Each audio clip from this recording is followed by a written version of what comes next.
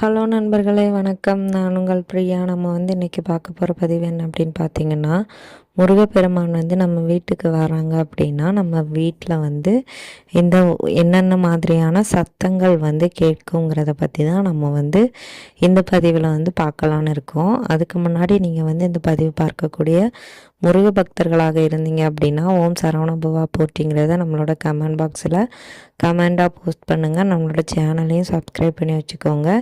இது போல் முருகர் சம்பந்தமான பயனுள்ள தகவல்களை நீங்கள் தொடர்ந்து பார்த்து தெரிந்து கொள்ள முடியும். இப்போ வாங்க நம்ம பதிவுக்குள்ளே போகலாம்.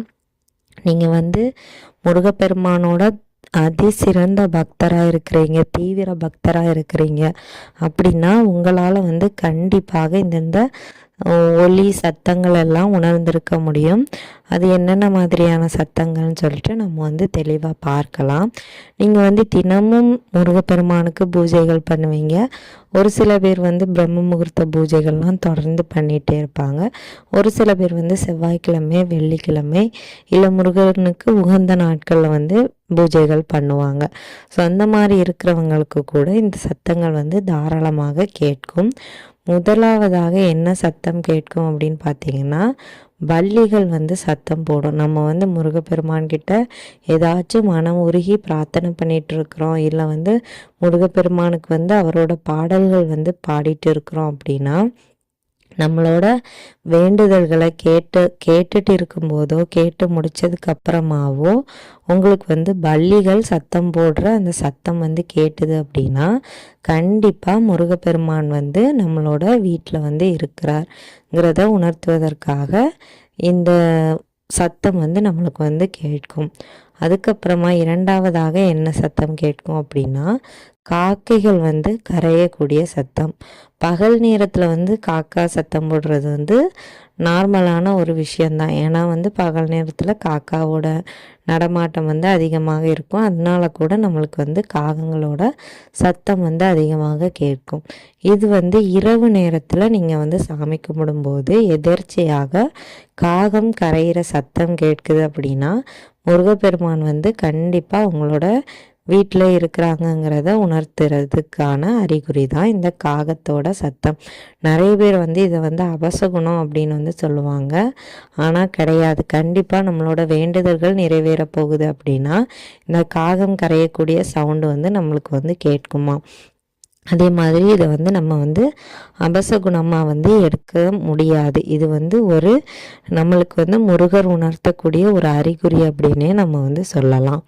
அதுக்கப்புறமா மூணாவதாக என்ன சத்தம் கேட்கும் அப்படின்னு பார்த்தீங்கன்னா, ஏதாவது கோவிலில் இருந்து மணி ஓசை உங்களுக்கு கேட்கும். உங்கள் வீட்டு பக்கத்தில் கோவில் இருந்தாலும் சரி, இல்லை நீங்கள் கோவிலில் போயிட்டு சாமி கும்பிட்றதா இருந்தாலும் சரி, நீங்கள் முருகப்பெருமானை மனமுருகி பிரார்த்தனை பண்ணிகிட்டு இருக்கும்போது இந்த மணி ஓசை உங்களுக்கு கேட்குது அப்படின்னா கண்டிப்பாக முருகப்பெருமான் உங்களோட இல்லத்துலேயும் இருக்கிறார், உங்களோட வேண்டுதல்களையும் கேட்குறாருங்கிறதுக்கான அறிகுறி தான் இந்த மணி ஓசை. அதுக்கப்புறமா அடுத்ததாக நம்மளுக்கு என்ன சத்தம் கேட்கும் அப்படின்னு பார்த்தீங்கன்னா, மங்கள ஓசைகள் கேட்பது. நாதஸ்வரம், அப்புறம் மேல சத்தம், இந்த மாதிரி மங்கள ஓசைகள் கேட்பது. முருகப்பெருமான் நம்மளோட இல்லத்திலும் உள்ளத்திலும் இருக்கிறார். அப்புறம் நம்மளோட வேண்டுதல்களையும் அவர் கேட்டு கொண்டு இருக்கிறாருங்கிறத நம்மளுக்கு உணர்த்துவதற்காக இந்த சத்தம் நம்மளுக்கு கேட்கும். அடுத்ததாக மயில் கூவக்கூடிய சத்தம். இந்த மயில் முருகப்பெருமானோட வாகனம். அப்போ நீங்கள் அந்த முருகப்பெருமான் கிட்ட வேண்டுதல்கள் வச்சுட்டு இருக்கிறீங்க அப்படின்னா கண்டிப்பாக இந்த மயிலின் ஓசை உங்களுக்கு எங்கேயோ தூரத்தில் கேட்டாலுமே கண்டிப்பாக உங்களோட வேண்டுதல்களை முருகப்பெருமான் நிறைவேற்றி தருவார். அதே மாதிரி உங்கள் இல்லத்திலேயும் அவர் இருப்பதை உங்களுக்கு உணர்த்துவதற்காக இந்த சத்தங்கள் கேட்குமா. அதுக்கப்புறமா சேவல் கூவுற சத்தம். மயிலும் சேவலும் முருகப்பெருமானோட வாகனம். நம்ம எல்லாருமே சொல்லுவோம், வேலும் மயிலும் சேவலும் துணை அப்படின்னு தான் நம்ம எப்பவுமே சொல்லுவோம். அந்த சேவல் கொக்கரிக்கிற சத்தம் கேட்குது அப்படின்னா கண்டிப்பாக முருகப்பெருமான் வந்து உங்களுக்கு வந்து ஆசி வழங்குகிறார். உங்களோட இல்லத்திலும் அவர் வந்து வாசம் செய்கிறார். அதே மாதிரி உங்களோட வேண்டுதல்களையும் அவர் வந்து கேட்டுக்கொண்டிருக்கிறாருங்கிறத நம்மளுக்கு வந்து உணர்த்துவதற்காக இந்த சத்தம் வந்து கேட்குமா. இதில் வந்து எல்லா சத்தமும் கேட்கணும் கிடையாது.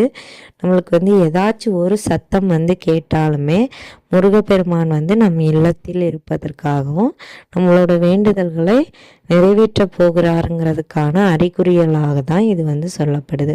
ஸோ வந்து இந்த பதிவை பார்க்கக்கூடிய உங்களுக்கு என்ன மாதிரியான சத்தங்கள் கேட்குங்கிறத நீங்கள் வந்து நம்மளோட கமெண்ட் பாக்ஸில் வந்து கமெண்டாக போஸ்ட் பண்ணுங்கள். அப்புறம் வந்து நம்மளோட சேனலையும் சப்ஸ்கிரைப் பண்ணி வச்சுக்கோங்க. இந்த வீடியோவோட பதிவு உங்களுக்கு பிடிச்சிருந்துச்சி அப்படின்னா லைக் பண்ணிவிட்டு உங்களோட நண்பர்களுக்கும் இந்த பதிவை வந்து ஷேர் பண்ணுங்கள். நம்மளோட சேனலை சப்ஸ்கிரைப் பண்ணி சப்போர்ட் பண்ணுங்கள். இந்த வீடியோவின் முழு பதிவை பார்த்த அனைத்து நண்பர்களுக்கும் மிக்க நன்றி.